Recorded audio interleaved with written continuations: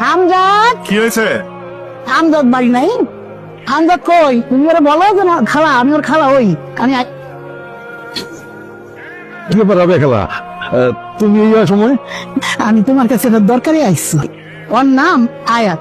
বাস অ্যাক্সিডেন্টে ওর বাপ মা সবাই মরে গেছে। ওদের দেহান কেউ নাই। ওর যদি তুমি একটু জায়গা দিতে। কোনো সমস্যা নাই, আমার বাড়ি তো খালি ঘুরে রয়েছে। একটা করে নালে থাকবো, কাম কাজ করবো, নিজের বাড়ি মনে করে থাকবো। খালা থাকুক, আমার একটা জরুরি কাম আছে, আমি আইয়া বাকি কথা কব না। হয়তো বাইক স্টার্ট দে, তুমি ঘরের পেছনে যাও যাও। আসো, ওই যে ওইটা তোমার সিট। নাম কি তোর?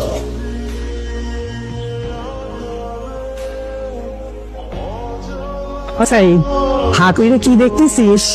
কি দেখি বোঝো না দাদি? নাতির যে বিয়ের বয়স হয়েছে, চুলদারি পেকে গেছে। বিয়ে যে করবি, চাকরি করিস, ঘরের চাল তো সাদা, খাওয়াবি কি? কি কও দাদি? সকাল থেকে সন্ধ্যা অব্দি চাচার পিছনে ঘুরি, জমির হিসাব করি, কোর্ট কাছারি বিচার সালিশ। তাদের আমি চাকরি তো করতেছি। বুঝলাম চাকরি করিস, মাইয়া ডেকে কোন বাড়ির মাইয়ে? আছে একজন, পরে কমানে। এক গিলাস পানি দেন দিনি।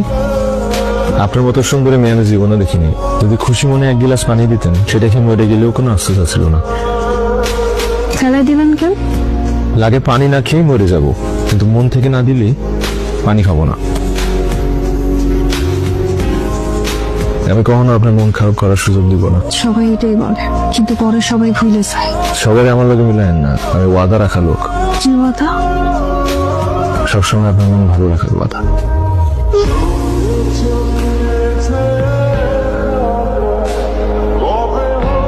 আপনাকে খোলা চলে সেরাম লাগে?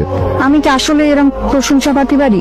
এখনো তো কিছুই কইনি। তোমার সৌন্দর্যের বর্ণনা দিতে গেলি রাত হয়ে যাবে না। পরে আকাশের তারাগুলো আমাকে বলিবে, তোমার চাঁদকে ঘরে নিয়ে যাও, আমাদের সৌন্দর্য মলিন হয়ে যাবে না। নিজের মানুষকে বেশি দিন আপনি বলতে নেই, তুমি বলে কাছে রাখতে হয়।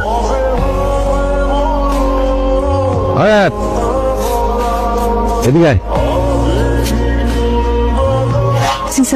শশার টুকরাটা পড়ে আছে, তুই রাজি?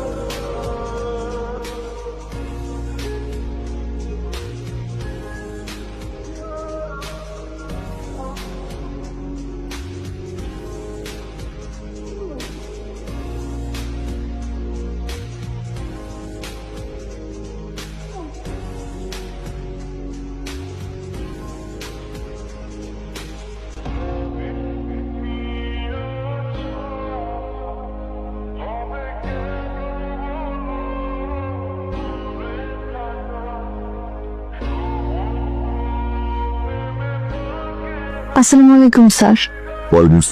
আমার বাবার নাম মাসুদ হাসান, আপনার বাবার বন্ধু ছিলেন। আমার কাছে আপনাদের দেওয়ার মতো অত টাকা পয়সা নাই স্যার, দয়া করে সাইফরে বাঁচান। বিশ্বাস করেন, ওর মতো ভালো মানুষ হয় না। আপনি ভাবলেন স্যার, সাইফ আমার জন্য জেল খাটতেছে। তার হাজবেন্ড পার্মানেন্ট করে বিয়ে করেন। দেখি ফাইলটা দেখি, ওগুলো আপনার কাছে রাখুন। দেখি আপনার জন্য কদ্দূর কি করতে পারি। দেখুন তো কিছুই খেয়ে পড়ছেন না। আমার জানা মতো ওই রাতে চেয়ারম্যান আয়াতের সঙ্গে ধস্তাধস্তিকা, আয়াতের সম্ভাবনী করার চেষ্টা করে, ঠিক তো? রাত্রে আমি ফাঁসি দিলি দেন, যা ইচ্ছা করেন। তারপরে ওই রাত নিয়ে কোনো উল্টোপাল্টা কথা বলবেন, জানতে হবে। আপনি যদি আমাকে সবকিছু খুলে না বলেন, আমি কিছু করতে পারবো না। ওই রাতে আসলে কি ঘটেছিল আপনি কথা বোঝেন না? আমি এখানে আয়াতের লক্ষ্যে এসেছি। এটা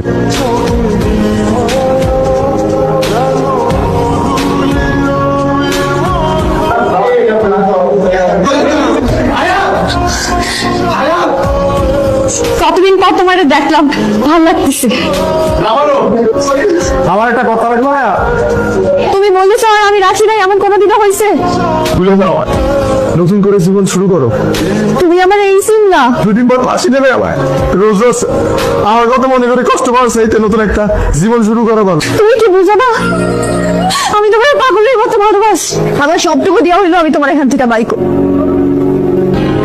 আমি তোমার ছাড়া বাঁচবো না, আমার তোমারই রাখবো।